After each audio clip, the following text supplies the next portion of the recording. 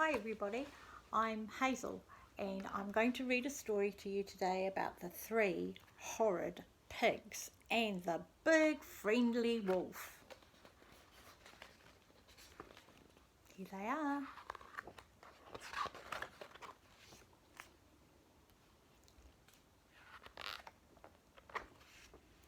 The first horrid little pig came across a big pile of straw. This straw is perfect for me to build my house, he thought. But the little pig was lazy and he didn't make his straw house very strong at all.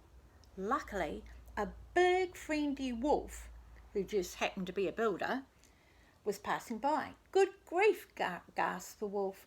"What a mess that house is. I'll go and see if I can help." "Little pig, may I come in?" asked the wolf. "Push off," shouted the pig. "Not by the hairs of my chinny chin will I let a wolf in. But one paw on my house and I'll huff and I'll puff and I'll boot you out." "I only wanted to help," said the wolf sadly as he went on his way. The second horrid little pig found a huge pile of twigs. "These twigs will make a brilliant house for me," he thought, but the little pig was even lazier than his brother, so the house was a disaster. When the friendly wolf saw the terrible tangle of twigs, he thought, "Goodness me, that house is an accident waiting to happen. I'd better go and help." Little pig, may I come in?" asked the wolf. "Clear off," shouted the rude little pig. "Not by the hairs on my chinny chin will I let a wolf in. Put one paw on my house and I'll huff and I'll puff and I'll throw you right out." "Oh, I'm sorry," sighed the wolf. "Oh, I only wanted to help." The third horrid little pig was so lazy he couldn't be bothered to build a house at all. So he found a nice cosy chicken shed instead and he moved in. The friendly wolf just happened to be passing. "Oh my gosh," he thought, "those poor chickens. I must go and speak to that pig." Little pig, may I come in?" "Shove off," shouted the pig rudely. "Not by the hairs on my chinny chin will I let a wolf in. Put one paw on my house and I'll huff and I'll puff and I'll—" "Hold it right there," said the wolf. "This isn't your house, it's the chicken's house." "Who cares?" said the little pig. "Now get lost, the lot of you."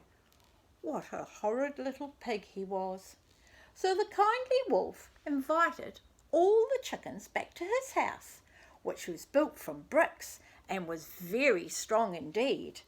Meanwhile, the house built by the first horrid little pig was being eaten by a herd of hungry cows.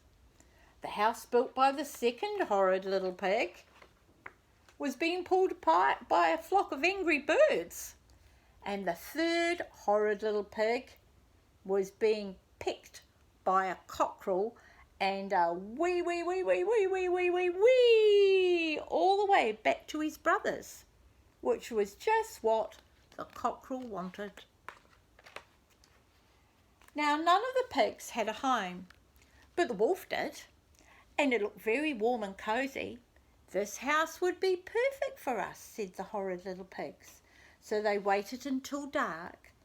Then they climbed onto the roof and began to slide down the chimney. The wolf heard the horrid little pigs, so he got out a big pot of boiling soup. "You must be hungry," said the wolf. He really was the sweetest, loveliest wolf ever. The friendly wolf let the pigs stay, and after a while they stopped being lazy or horrid little pigs, and they learned how to build a proper house made of bricks, which was big enough for everyone, and they all lived happily ever after. Can you see that? Isn't that great? I hope you've enjoyed my story. I might read to you again another day. Bye.